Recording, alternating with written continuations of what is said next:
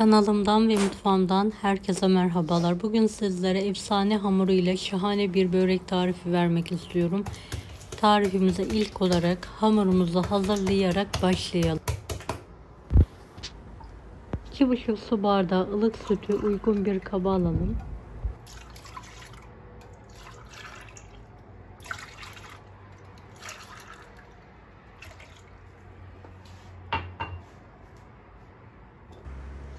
Üzerine 3 tatlı kaşığı toz şeker ilavesi yapalım.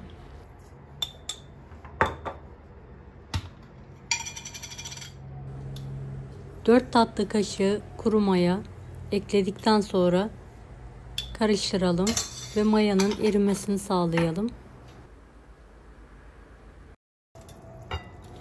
Bir miktar un ilavesi yapalım ve karıştırmaya devam edelim.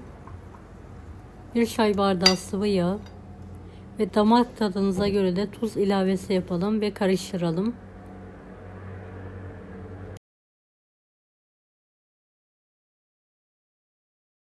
Kalan unu azar azar ekleyerek yumuşak bir hamur yoğuralım. Toplamda 7-7,5 su bardağına yakın un kullandım.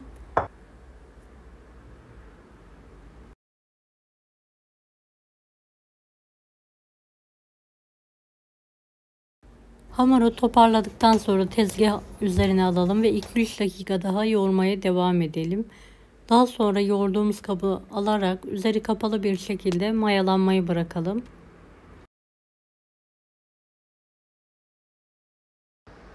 İç harcı için 4 adet yıkanmış patlıcanımızın kafa kısımlarını keserek temizleyelim ve patlıcanlarımızı soyalım. Soyduktan sonra ince olacak şekilde keselim.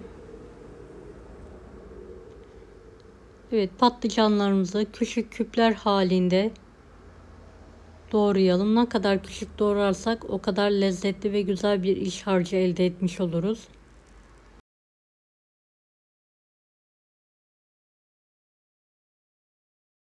Videomu bu kısma kadar izlediyseniz yorum kısmına herhangi bir emoji bırakırsanız bana destek olmak için sevinirim. Çok lezzetli bir iç harcı oluyor. Mutlaka denemenizi tavsiye ederim. Patlıcan değil, sanki et yiyormuşçasına lezzetli bir iç harcı. Doğradığımız patlıcanları uygun bir kaba alalım. Üzerine acısını alabilmek için tuz serpelim ve bol su altında yıkayalım. Suyunu süzelim ve sıkalım. Uygun bir tavaya alalım. Bir miktar sıvı yağ gezdirelim ve kapağı kapalı bir şekilde patlıcanlar yumuşayana kadar pişirmeye bırakalım.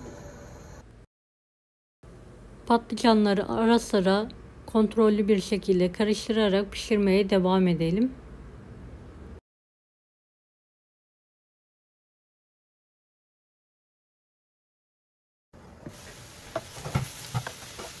Evet, patlıcanlarımız yumuşadı ve kızarmaya başladı artık. 1 yemek kaşığı biber salçası, 3 yemek kaşığı da domates suyu ekleyelim. Ve kokusu çıkana kadar kavuralım karıştırarak.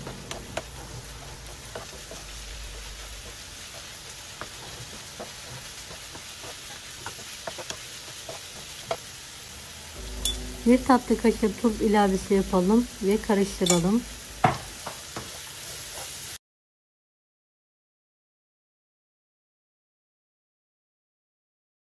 Damak tadımıza göre karabiber ve kimyon ekleyelim. Karıştırarak altını kapatalım ve soğumaya bırakalım. İç harcımız hazır artık.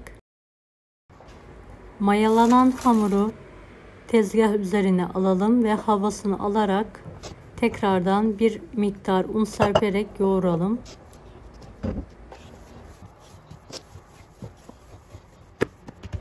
Evet, yoğurduğumuz hamuru hamur kesme aparatı ile 11 eşit bezeye keselim ve yuvarlayalım. Dilerseniz 10 bezeye de kesebilirsiniz. Bir miktar un ilavesi yaparak pasta büyüklüğünde merdane yardımıyla bezelerimizi teker teker açalım.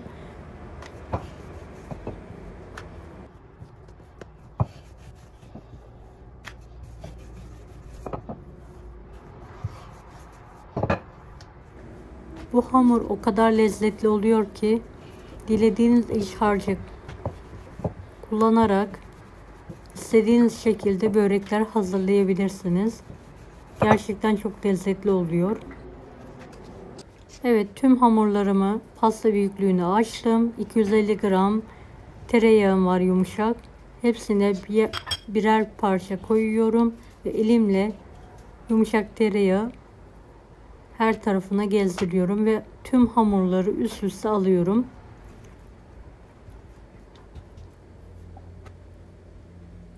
Kat kat, araları yağlı, efsane bir hamur oluyor.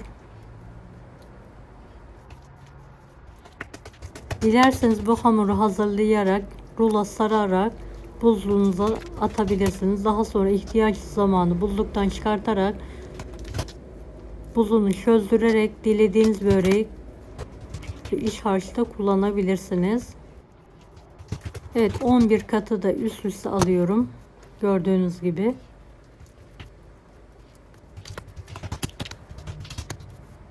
En üst katı yağlamıyorum. Evet, elimle hafif bir şekilde hamuru açtırıyorum. Daha sonra merdane yardımıyla büyütebildiğim kadar hamurumu büyütüyorum. Dilerseniz un serpebilirsiniz bu aşamadan sonra.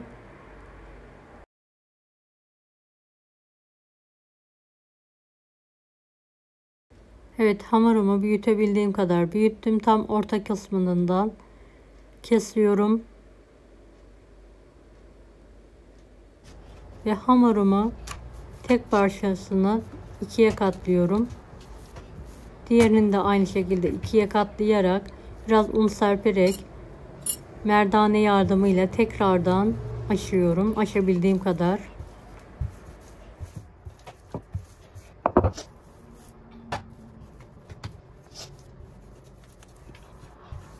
Evet, hamurumu inceltmeye devam ediyorum. Evet, incelttiğim hamurdan kare olacak şekilde hamurlar kesiyorum. Dilediğiniz şekilde keserek şekil verebilirsiniz. Ben bu sefer klasik zarf şeklinde kare börek yapmak istiyorum. Evet, iç harcını pay ediyorum kestikten sonra.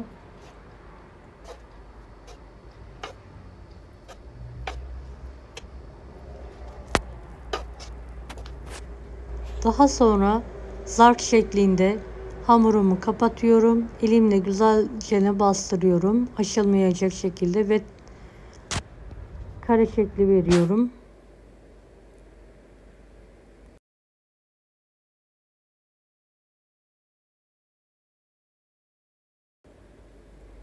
Tüm hamurlarımı aynı yöntemle şekil vermeye devam ediyorum bitene kadar.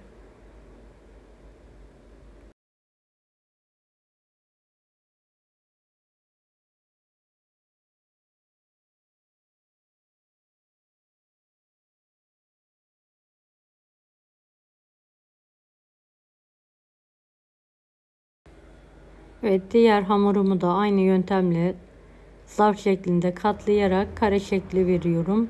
Daha sonra fırın tepsisine diziyorum.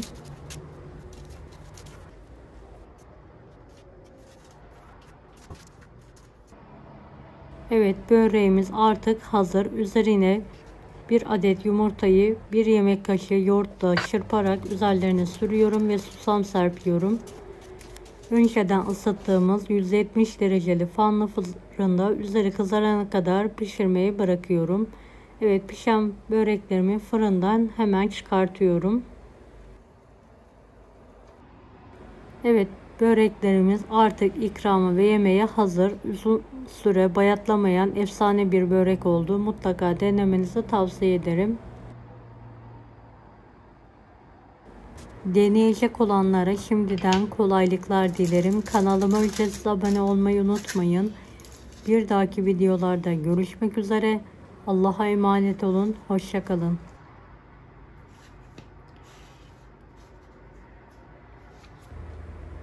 Daha farklı tarifler için bunları da izlemeyi unutmayınız. Afiyet şifa olsun herkese.